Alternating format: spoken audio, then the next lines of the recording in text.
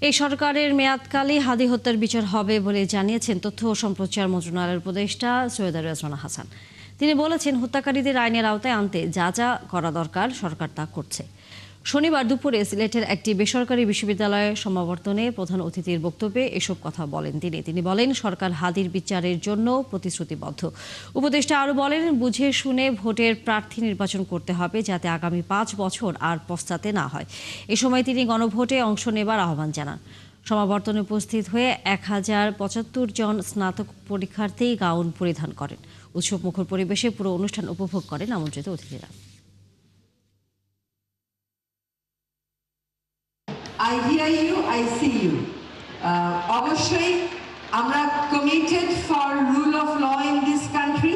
We are committed for ensuring justice for Hadi. এটা একেবারে একটা স্পষ্ট অবস্থান সরকারের। সরকার যতটুকু সম্ভব সর্বোচ্চ দিয়ে হাদির বিচারের চেষ্টা করবে। এর আগেও আমরা বলেছি, আমরা একটা সুনির্দিষ্ট তারিখ দিয়েছি, এর মধ্যে চার্জশিট দেওয়া হবে এবং আমরা বলেছি এই সরকারের সময় এই বিচার কাজ শেষ করব, এটা আমাদের প্রত্যয়।